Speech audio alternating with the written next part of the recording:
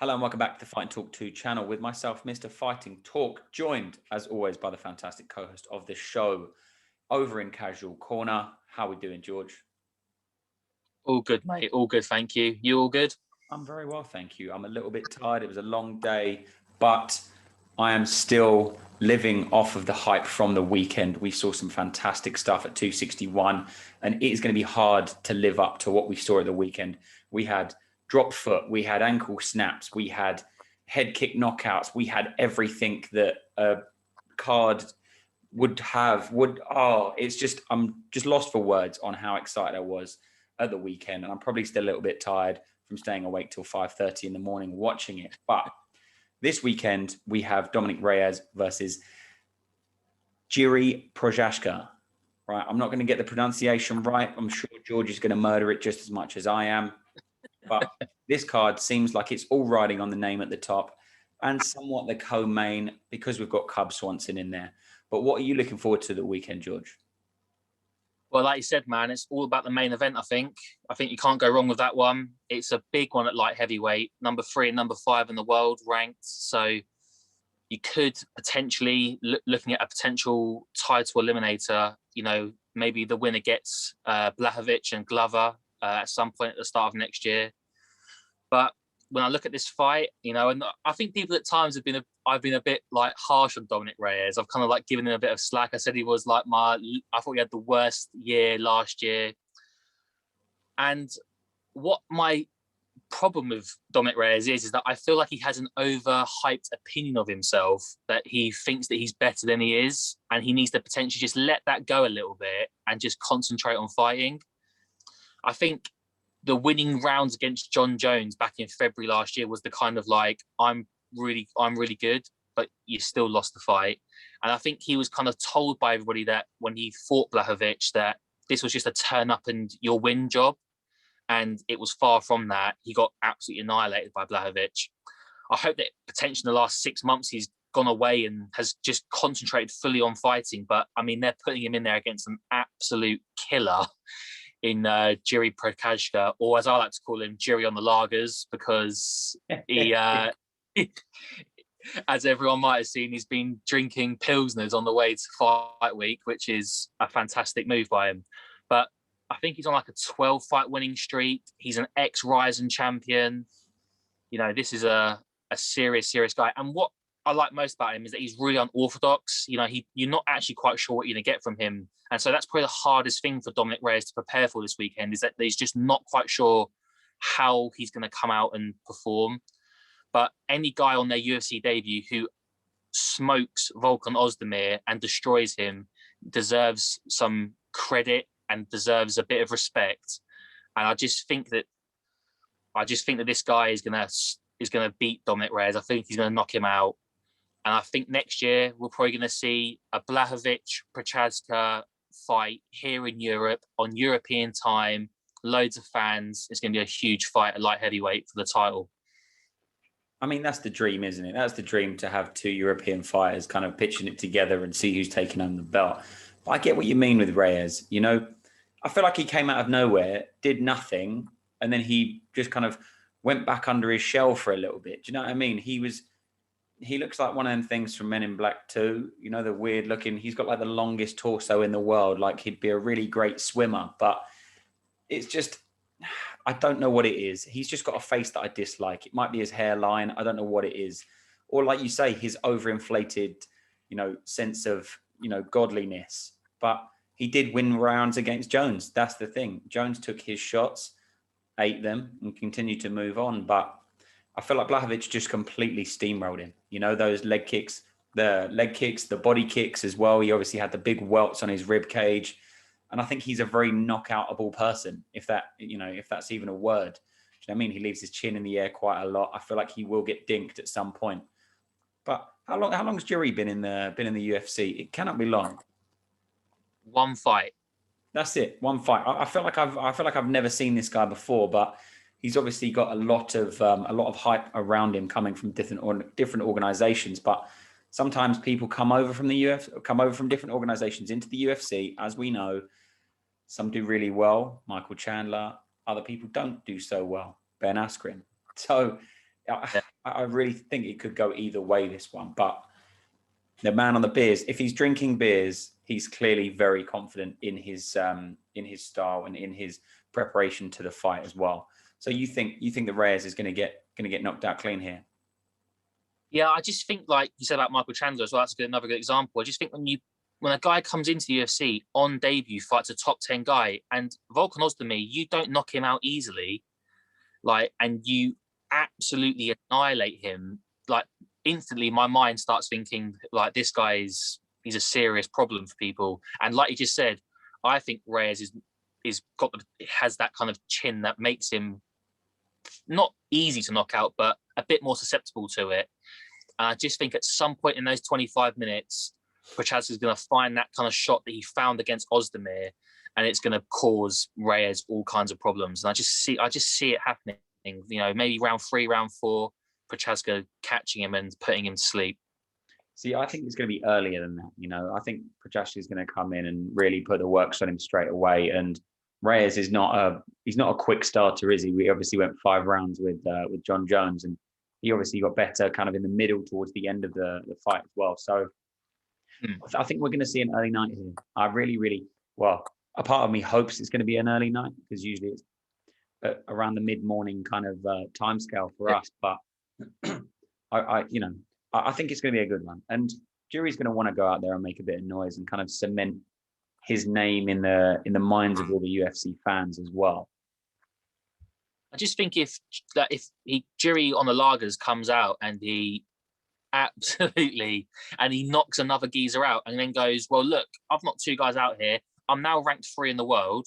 So, the champion and the number 1 ranked guy are fighting in the autumn. I want the winner. And at what point then do you say, well, how do you say no? I suppose maybe you could book him against Rakic, who's ranked number 2, as like a title eliminator, maybe. But which is also a big fight because that's 2 European guys. But I just think that maybe the hype is going to carry him to a title fight. And like I said, a fight with him and Blachowicz is huge. That is a big European, that could be a sellout arena in Poland or somewhere. And we get that prime time, 10:30 UK, perfect. Yeah, definitely, man. Definitely. Do you think the experience of Jury is going to play a part in this fight? Obviously, Reyes used to play baseball or American football, whatever he did, but he's obviously a fighter now somehow. I don't know. I just don't like him. I don't know what it is. It's like Chris Weidman. If he broke his leg, I'd be all right with it. I know that sounds terrible, but I'm okay with it, Seeing, Chris Weidman, hey, he's had surgery. He's a lot better now. He's all right. He's all good. He's on the mend. So I don't feel so bad for laughing. I am a little bit sick, but it's one of them things. But do you think the experience is going to play a part here for Jury? It could definitely play a factor. I think Reyes has had 13 professional mixed martial arts fights. So I think Prochazka's had 31. I think that is a lot more experience.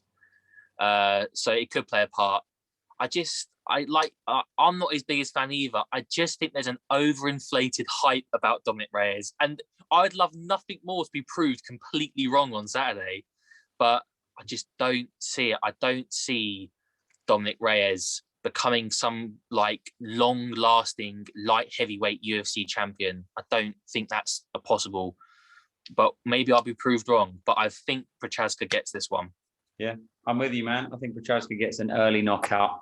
And talking of, legacies and people being in the UFC for a long time, in the co-main event, we've obviously got Cub Swanson is in the co-main. And this man has been around the block. He's been around it again. But he's had a very, very up and down kind of record, hasn't he? Lots of wins, lots of losses, super famous, not so famous. But now he seems to be on some sort of resurgence, right? This guy is coming back and he's knocking people out clean as well. But in his past couple of fights, what have you seen that you haven't seen in the past? Do you think he's had some sort of fire underneath his ass now and he thinks, wow, I can make it to the belt? Or do you think he's just in it to make the big bucks? Because he's making the big bucks. He's a big name. He's going to be drawing a lot of eyes, big numbers. He's been in the UFC for a long time as well.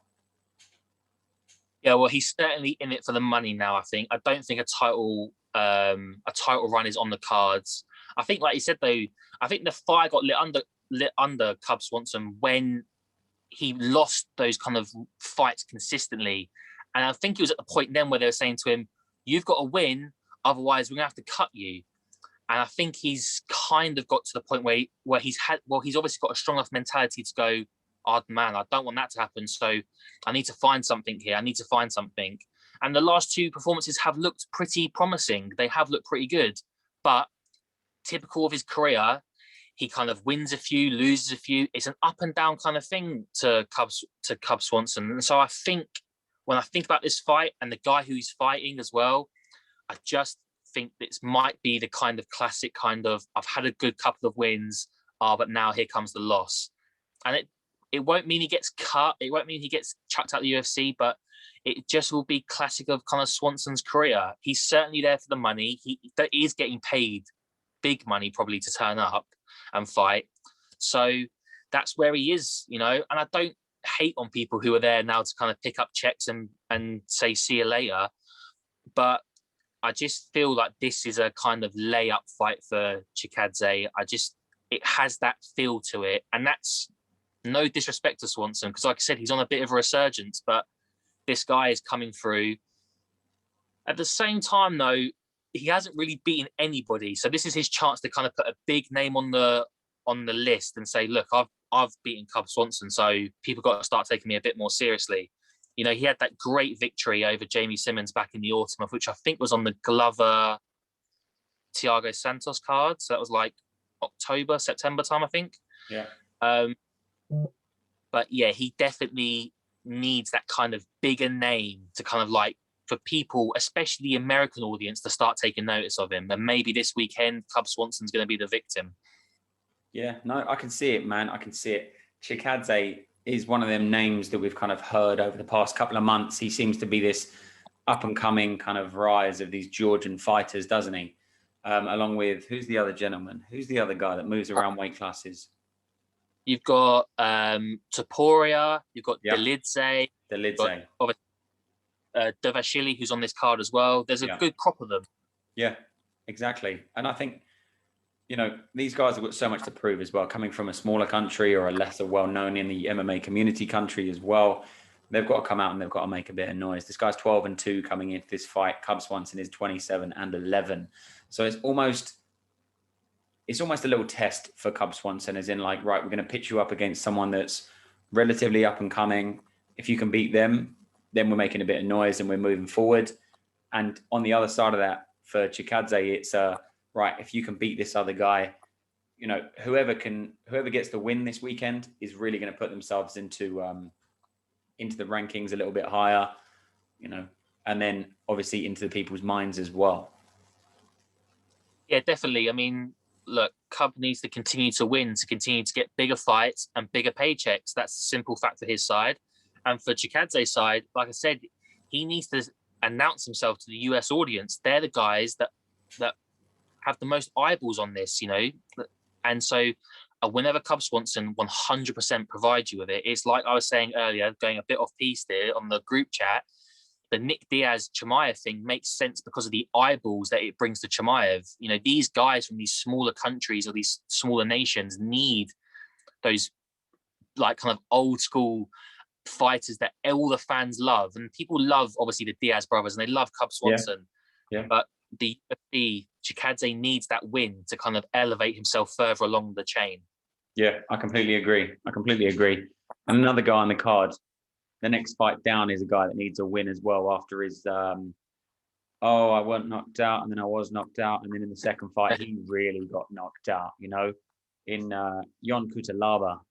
He's going to have to come in here and get a win, right? Because he had the thing with, man, it's been such a long day. My mind is absolutely fried. What's the gentleman's name? With the weigh-ins? No. The guy that he fought before. Oh, Ankalaev. Ankalaev, that's it. There's so many Lievs and Ovs and Maradovs, and it just, you know, baffles me after being awake for 17 hours already. With Ankalaev, and obviously he got knocked out the first time. He thought he was playing the rope-a-dope thing, and then he really got put down the second time. And it was just, you know, we should never have seen that fight again. But this guy, I feel like he wants to make noise, but he's just not good enough. Do you know what I mean? He's kind of found his ceiling and where he is in the UFC and where he finds himself in the ranking system. And he'll kind of always just be there. Do you know what I mean? I'd love to eat my hat on this, but I really think he's just going to kind of be one of these floating guys that kind of sits there, has a couple of fights, doesn't do a lot, has a couple of fights, doesn't do a lot. But what's your take on this fight and his opponent? Well, I totally agree with you about Kutalaba. I think he's that kind of periphery, top 15 kind of guy. He'll kind of get a win, find himself 14 or 15, then lose and get himself dropped back out. And I don't think he'll ever get better. And I think the Ankalaev fights were the perfect example of this, because they were, at the time when they first fought, they were two rising prospects. Yeah. And Ankalaev beat him in the first one, whatever Kutalaba says. And in the second one, he destroyed him. I mean, that was a hell of a knockout on Fight Island. And when I think about Kutalaba, I feel like a guy who, well, he needs a win because he's on these 2 losses, third loss in a row. It starts to look a bit tricky. Your record doesn't start to look too good. And he's fighting a guy in Jacoby who he's won his last 4 fights. Now, I am going to pick Kutalaba in this one, simply because I think he's just fought the better competition. And I think potentially that might stand him in good stead. But I think he, again, is a type of person who has an overinflated opinion of how good he is. Yeah. I think a periphery guy at best. And it wouldn't be surprising if he ended up out of the UFC in one championship in Bellator. And even there, I would still say he's a middle of the road guy. I just don't see the top 7, top 8 talent that I think he thinks he is. I just think that the Ankalaev fights were the perfect proving ground that you're just not good enough. And probably, like you said, his talent has plateaued now. He's at an age, I think he's 31 now. That should be the prime of your career. You should be at your absolute peak at that point. And if this is Kutalaba's peak, then it doesn't look pretty, does it? It certainly doesn't. It certainly doesn't. And I've never seen anything special from him. I know every fighter doesn't have this amazing highlight reel. Not everyone can be jumping off the side of the cage like Anthony Pettis, or doing some crazy spinning back kicks, or we don't see it all the time, and we don't see it from the same fighters all the time. Some fighters we just see plodding along, getting their wins and doing what they need to do. But then you need to be getting the fans on board, don't you? After his performance the last 2 times out, he needs to be getting some fans on board, because his stocks have not risen in the MMA community. Do you know what I mean? He's just kind of this floating guy. And like we said about this card is going to be top to tail with bangers. I can only assume, and I only hope, the MMA gods bless us with another fantastic week of fighting. But it just seems like one of these fights that is kind of like, I don't know, if that was on the prelims, I wouldn't mind. Do you know what I mean? It is a prelim fight for me personally. It really is. Jacoby, I don't really know a great amount about this fighter, but you say he's won his last 4. Have they been amazing knockouts? Have they been amazing submissions? Or what's his kind of game plan? They haven't. They've kind of been ground. I think they've been mostly ground out kind of fights. The one he actually fought recently against, you might remember, again, I think it was at 259, the Adesanya Blachowicz card. I think he fought against Maxim Grishin. Mm-hmm. I think that was like the first fight of the night. Yeah. So he's kind of gone from early prelims to main card fight night off 1 win, which I kind of understand because the card's not stacked, but at the same time, that's quite a big jump. And I agree with you that Kutalaba is probably a prelims fighter. And when you were saying as well about like Kutalaba, like what's his big moment, the only thing that I can think of in the last 4 or 5 years is him getting knocked out by Ankalaev. That's the only kind of thing that comes to my mind when someone says Ion Kutalaba.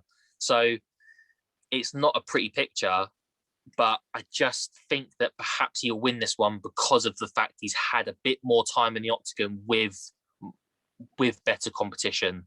That might just get through, but we'll see.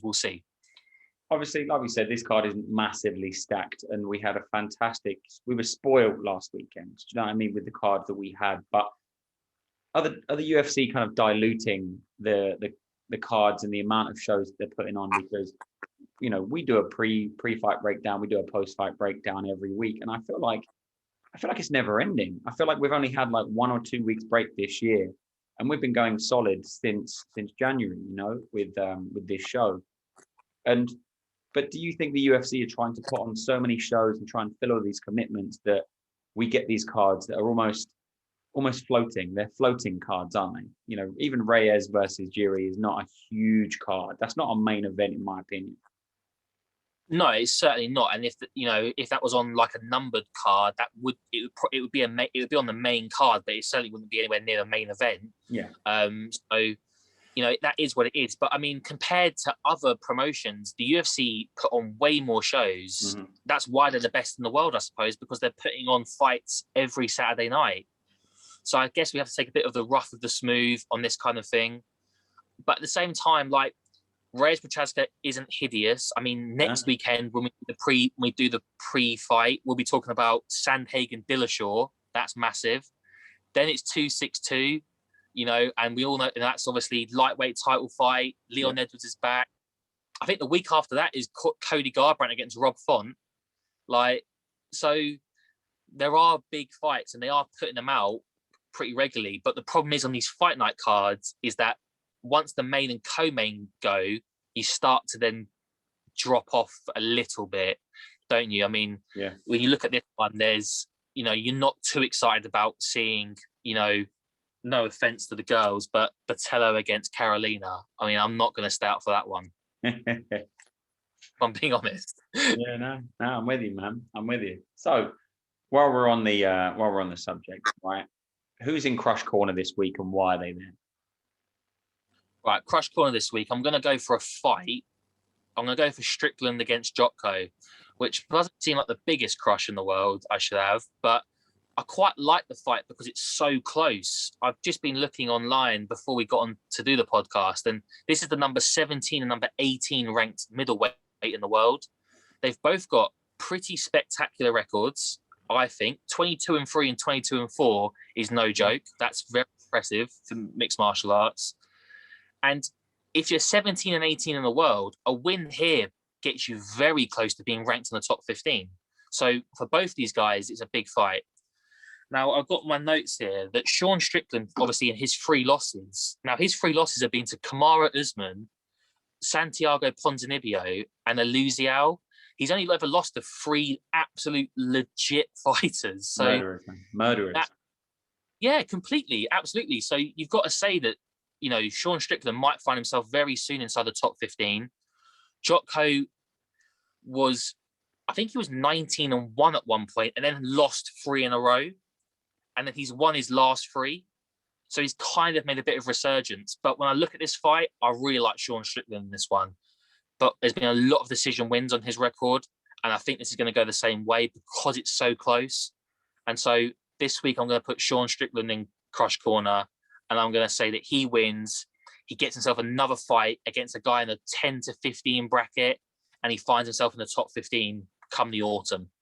So do you think it's going to be a wrestle-heavy approach from Strickland there? Or do you think it's going to be mainly on the feet and it's just going to be more of a chess match between these two gentlemen? I think it's a chess match because they're on the cusp of seeing top 15 and who knows what that might bring. And good records here as well. And as much as we don't really care about records in mixed martial arts, these are guys, who I suppose you want to keep that nice record going. And also they're important because, you look at Jotko, you can move to 4 wins in a row here. And that is solid, for outside the top 15 guy. And Strickland, like I said, he only loses to the best. And so when you only lose to the best, I expect you to beat guys like Jotko. That's my opinion. So I think that Strickland should be whatever he needs to do, whether it's a chess match, whether it's wrestling, whatever you got to do to win, get that win and find yourself a top 15 opponent. Yeah, I mean, even nowadays, having a loss to Kamaru Usman, you're almost more famous than the other guy automatically. Totally. Kamaru Usman is an absolute monster. I've watched that knockout from the weekend 1,000 times, and if he was to do that to me, that'd be my claim to fame as well. Do you know what I mean? You'd take that. You'd have a little badge and be like, "I got knocked out by Kamaru Usman." You'd be chuffed. You'd be proper chuffed. Well, look, after the Burns fight, he went out to the camera and said, "Put some respect to my name." And 100% after Saturday night, everyone's got respect for Kamaru Usman. You know, this guy is the pound for pound king, and he's writing himself into the history books right now. This is what he's becoming a welterweight GOAT and a modern day GOAT at the same time. He is absolutely the best fighter on the planet right now.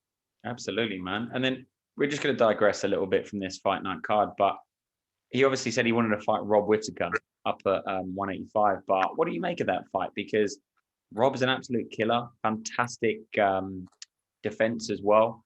Hands nice and low. He's got great foot movement, great side kicks and stuff like that. But the Usman that we've seen now that he's with Trevor Whitman is just a different breed. He's a different animal. But saying that, the Robert Whittaker we've seen over the past 3 fights, he's been a different animal as well.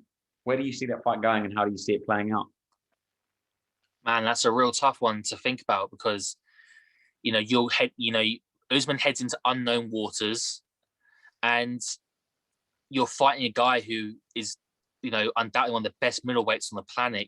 He's one of the top 3 on the, so you're going in right at the deep end. But I suppose when you are so good, like Usman is in your own weight class, you can't go up and fight middle of the road middleweights. You've got to go and fight killers in that division. I mean, Rob Whittaker is a big one. I suppose he looks at Rob Whittaker because he won't fight Adesanya because of the African thing. So he's the best fighter he can get at the moment. When I think about that fight, that's so hard. Haven't really thought about it. I always think that I'll always go with the Usman Whitman connection, because I just think that the combination of the two of them is so powerful. And that's taking nothing away from Rob Whittaker. What he's doing at the moment, he is, what he's done against Till, Cannonier, and now Gastelum. Yeah, he is absolutely killing people. And when he gets in the octagon with Adesanya or Vettori, he's got an absolute chance of becoming a champion again. And maybe if he does become champion, then we see that huge fight with Kamaru Usman. I think it's so hard to call. I'd have to have a bit more time to think about it, I reckon. Yeah. But it's a close one. It's a close one, and I'd love to see it. Yeah, I think we all would as fans, But Dana's kind of pointed towards this. Can people stop doing the going up, going down, and that kind of stuff? Just stick to your own weight class, clean out the division, sit on the throne, and kind of eat these up and comers. Do you know what I mean? It'd be nice to see like we saw with Khabib. Khabib didn't want to move from 155, and he stayed there, and he dominated everyone that got put in front of him. And, some people would consider him the GOAT. Some people wouldn't consider him the GOAT because he didn't want to move up or down. But he was very, very good in his division, and he would always go down as a very, very good fighter with an unbeaten record. Now, Usman, if he wanted to stay at 170 and just beat every single person that they put in front of him time after time, lap everyone again, I'd be all right with it, because we're still going to see interesting fights. We're still going to see the up-and-comers shooting through the division, being like, yeah, cool, I can beat Usman. I've got the plan. I'm going to get in. I'm going to get it done. And maybe they won't get it done. But then it will come a point where someone will. Do you know what I mean? Usman's 33. So if you think about it, if he retires at, let's say, 36, 37, which is a good age to retire, and he fights 3 times a year, 3, 6, 9, 12, we might see between 10 and 12 more fights out of him. And that's the whole division. That's everyone below him. Do you know what I mean? So who are we going to see coming up in the next coming years that are going to go in and challenge him? Is it going to be Leon Edwards? Who knows? Well, I suppose maybe there are fights at 170 for Usman, so it wouldn't be surprising if he just stays there and, like you said, keeps on winning. I mean, obviously, Colby's going to be next. That seems to be pretty much confirmed. Leon Edwards is an absolute person who is a definite title fight at some point. He keeps on winning, obviously. I think Wonderboy is a definite title fight. If he beats Gilbert Burns in July, why doesn't Wonderboy get a title fight? You know? And obviously, like we said on the podcast last night, if the old hype train of Chimaev continues to roll through town, at some point we are going to see Usman Chimaev at 170 for a title fight. So there's definitely a year, almost 2 years worth of fights there for him already. So, I think we'll see him at 170 for a little while longer. And while Izzy continues to be the champ at 185, then we won't see him moving up at all. So I just think that he'll continue to clear out at 170, which will probably be the case. I don't see him losing anytime soon. Yeah, no, me too, man. Me too. And that's if he doesn't get any injuries or none of his fights get cancelled. Like another guy that we've got fighting at the weekend, Cody Stamann, who's had a bit of a run of it, hasn't he? He's been booked and then the fight got cancelled. He's been booked again, I believe. I think his opponent missed weight or something and then he couldn't fight. People are getting COVID left, right, and centre. It's just been a nightmare for this young man, you know. And he's obviously fighting at the weekend as well. But what do you think is going to be going through his mind coming into this fight? Is he going to go through the whole camp? It's going to get to Friday. We're going to have weigh-ins. Something's going to happen, right? It's bound to. Well, I think he'll be praying to the MMA gods that nothing does happen because, you know, he's had fights drop off, like you said, I think for various reasons, injuries, COVID, guys pulling out for whatever reason. And obviously, I think he's had his own issues as well. I think he's at the point now where he's just going to be desperate to get inside there and get a fight, you know. I think we saw this obviously recently, didn't we, when Chimaev and Edwards fell off. Edwards was like, I've got to fight. I've been out too long now. I just need to get in there against whoever and I'll fight whoever. Now, obviously, he's fighting, and I'm going to probably butcher this, Devashili. Devashili, yeah. Devashili. And obviously, they were booked to fight, I think, at the back end of last year. Yeah. So they come full circle and they're going to book it. They're now going to fight each other. And fingers crossed, there's no problems for him. I just wonder, though, whether all this kind of like timeout, back and forth, this problem, that problem, I wonder how much that's thrown him off, whether he's been able to concentrate his mind and get ready for this. You know, Devashili is on a 5-fight winning streak. He's looking pretty damn good at the moment. And I just wonder whether this is quite a dangerous kind of fight. But that being said, he's 19-3, Starman. And again, he's only lost to some very good fighters. I think he's got and lost to Aljamain Sterling and Jimmy Rivera plus one other. So it's going to be a tall order for Devashili. And most of Devashili's wins go to decision, which says a lot about where this fight's heading, I think. I just fancy Devashili to grind this one out with his wrestling and his jiu-jitsu and all this kind of stuff. And I just think that he'll take this by decision. Yeah, no, I can see it happening. And, you know, ring rust is a thing. Do you know what I mean? Some fighters say, no, I don't have ring rust. I need to shake it off or whatever. But no matter how long you've been out for and how many, going through that process of cutting weight and then, you know, the final minute, you know, the fight's cancelled. It's just, it really, really does play on your mind, you know. But we've obviously covered quite a lot of the main card here. Is there anything on the prelims that excites you, or do you think it's going to be a little bit flat? There's nothing that's really stuck out to me about the prelims, if I'm being totally honest. Although now I've said that, I've cursed it, it'll be an absolute banger, and I'll be completely mugging myself off. So when Sunday rolls around in the review show, I'll be eating humble pie about how amazing it was. Yeah, of course. Is there Bellator on Friday? Is that have they got an event? No. Bellator's the week after, and it's Rumble against Romero, isn't it? Yes. Yeah. How do you think that's going to play out? These, you know, we always laugh and we always joke about it, but the UFC, whenever they when an apple drops off at their tree, Scott Coker's underneath going, oh, look, that's nice. I'll deal with that. You know, he is the clearance section, isn't he? Do you know what I mean? He is the reduced aisle. He's the yellow sticker.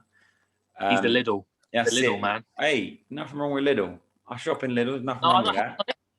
I'm not hating on it, but if we all had enough money, we'd all shop at Waitrose, wouldn't we? No chance, man. Waitrose is extortionate. And when stuff in Lidl is on clearance, man, that's the dream. Okay, well, maybe I'm being harsh then. Maybe he's Pound Stretcher. I don't know, man. Pound Stretcher's got some good stuff. I don't know. No, Scott Coker likes the dregs of the UFC, and we know that as well, you know. But Rumble Johnson had a little bit of a film career, didn't he? And then kind of come out of that and different bits and pieces, ballooned, lost loads of weight, and fighting someone like Yoel Romero, man, it's going to be tough for him, I think, because he hasn't been too active. These gentlemen are very, very old as well, you know, not in the big scheme of the world, in the universe, but in the MMA world, these gentlemen are over 40, 43 and 44, I believe, or something around them kind of lines. Something like that. Yeah, and you think, come on, man, let's leave it. But why do you think Scott Coker's putting these two gentlemen up against each other straight away and not kind of putting them on opposite sides. So these kind of big names and big draws to the Bellator world, don't continue all the way through the tournament. I think it's because there's the risk that one of them might lose, and that you would rather just see the matchup happen immediately than not see it at all. So I think that's why he's gone for it.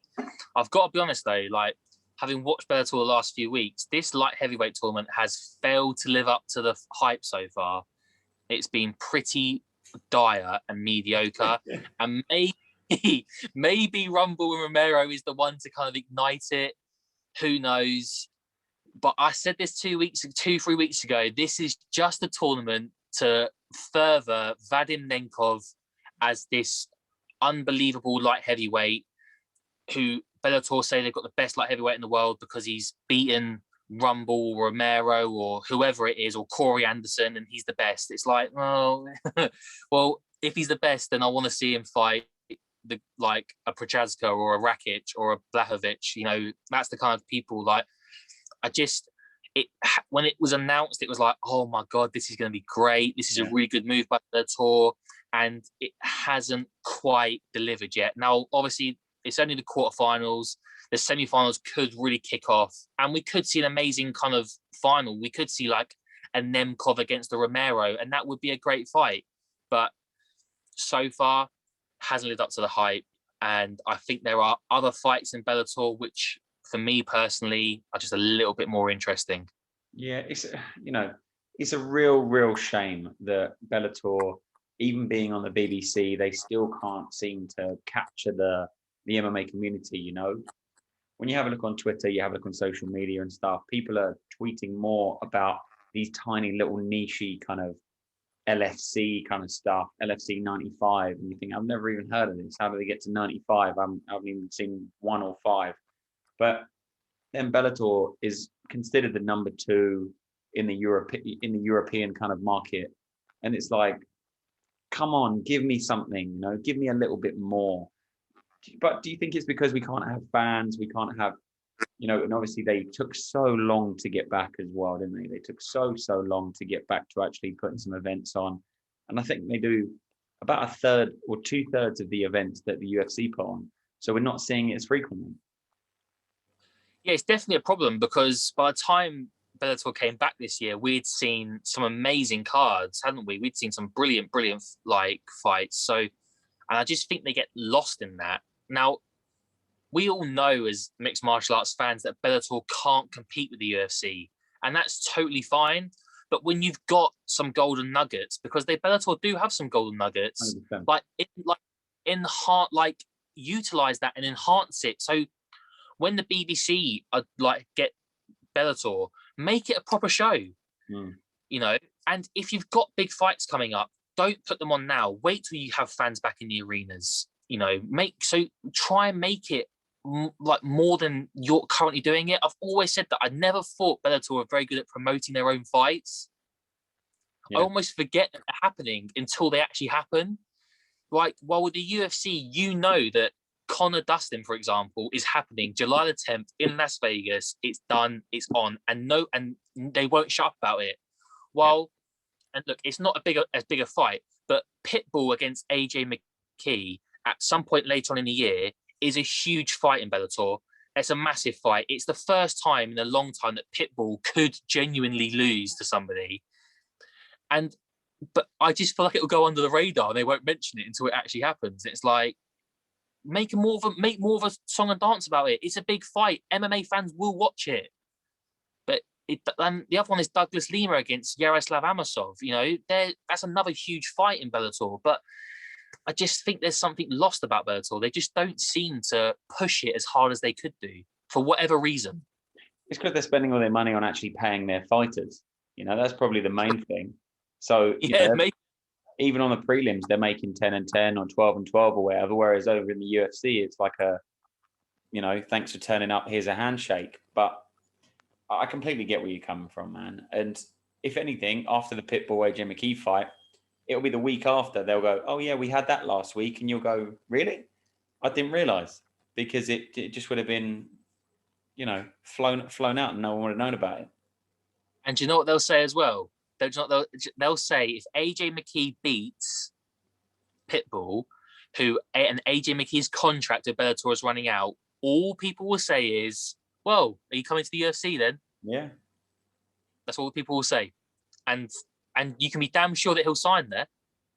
But you could look at any Bellator fighter, any kind of like top ranked Bellator fighter, any picture they post on social media, it's when are you coming to the UFC? When are you coming to the UFC? When are you coming to the UFC? It's just a bit boring from fans, to be honest with you. You know, these guys are over in Bellator. They're doing well in Bellator. They're making good money in Bellator. Why do they need to come to the UFC? You know, Michael Chandler wanted to come over at 36 because he wanted to prove himself against arguably the best competitors in the world. But some of these guys are just happy over there making the money and taking it easy. Do you know what I mean? Because at the end of the day, there's some real cans in Bellator, man. There's some real cans. And it's like, if you're mildly good, let's say Michael Page, for instance, right? Yeah. He's, an attractive person for a lot of different demographics as well. He's got good character. He's got good charisma when he's in the ring as well. But they put him up against cans constantly. He was fighting like a financial assistant who had like a 2-4 record or something. Why? Why do it? Why do it to the person when all they're going to get from the MMA community is hate? And people are just going to go, well, you're just beating up these cans. You're not beating anyone. And then when they come up against someone that's mildly good, it's like, okay, look, now you've lost. Now that just solidifies the fact that you're a can crusher. And it's unfortunate to see that these fighters get this stigma around them, Definitely. I just like the big thing will be like if you talk about the AJ McKee thing is when his contract runs up, can Bellator convince him, say, look, stay here. We're going to pay you this much. You're the face of the company. Blah blah blah. You're undefeated at the moment. That might not happen once he's fought Pitbull. Who knows? But they're big kind of moments because, like you said about Michael Chandler was 36. He'd won in Bellator.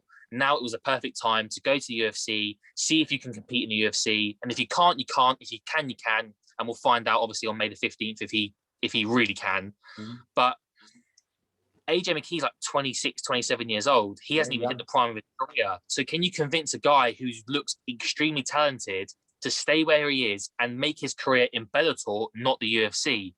If you can't, then you'll always be known as the second best, as the loser of the couple, the bridesmaid, should we call it? Do you know what I mean? You're always known as the bridesmaid, not the bride.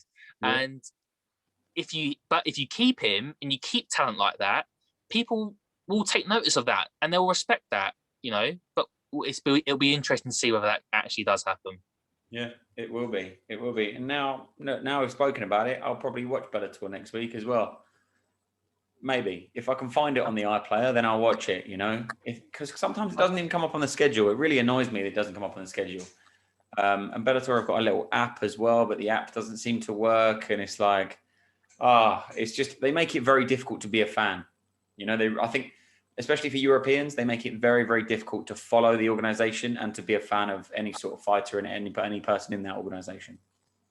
Absolutely, it's way easier to follow one championship they're like the top three, aren't they? I suppose that people will say, but UFC, Bellator, and one. It's way easier to watch one fight than it is Bellator, but one's out in Singapore. It's much harder. All you got to do is go on the app, and it's all there, ready to go. So Bellator definitely could do with up in their game when it comes to that, because we want to watch it. We want to support it. We like mixed martial arts. We love the sport. We want to support what's going on there. We were all praising it back at the start of the year with the light heavyweight tournament, these title fights getting booked. But if we can't see the fights and we've got to actually search for them and we can't find them, then we're not going to tune into it and we're only going to slaughter you for it. So make it easy and we'll watch the fights. And we'll even stay up until the early hours of the morning. If we're doing it on a Friday night, we're doing it on a Saturday. We were doing it on a Saturday night anyway. It kind of sets us up to stay awake. You know what I mean? But I'm not sure what time the fights start this weekend. Is it a reasonable time for us, or is it a basement bin? No further. UFC. Oh, UFC. I think the UFC is a 1 a.m. main card start. It's better than a 3 a.m. main card. That's for sure, man. So I think we're looking at what, like a 3 a.m. actual main event start time. 3 a.m. ring walk. That's not too bad. Yeah. Fingers crossed Jury gets it done early, and we'll be off to bed nice and early then, man. Nice Yeah, and man. early. Yeah, definitely. Well, thank you very much, George, for breaking down the fights. Obviously, from our opinion, there's not a great amount on this weekend with regards to bigger names, but there will be some fantastic fights on there as always. The UFC always delivers no matter what, and I'm excited no matter what. We always say this on the show. We are fans of fighting. We are not fans of fighters. So it will be good to see these guys and girls throw fists, throw feet, throw whatever they're throwing. Hopefully not illegal knees. But George, thank you very much, as always, for being a fantastic co-host on the show over in Casual Corner. And if you are not already, please like, subscribe, tell your friends, tell everyone else in your family. If you do know an MMA fan, share the channel with them. And we also love to get people on the show as well. So if anyone does ever want to jump on the show, drop me a message at Fighting Talk 2 on Twitter, or drop George a message over on the Instagram at Fighting Talk 2. We are very active on both. Of course, we have a bit of merchandise as well. We've got some beanie hats. We've got some T-shirts with the original Fighting Talk 2 logo up for grabs on the Etsy. Go and get it done. They're not even that badly priced. You know, they're very reasonably priced. You're supporting the channel. You're supporting us. We love making content as well. So until next time, we'll be doing a breakdown, and hopefully we'll be eating all of our words about how dry this fight card is, and we'll be going, wow, why did we ever doubt this card? But until then, thank you very much.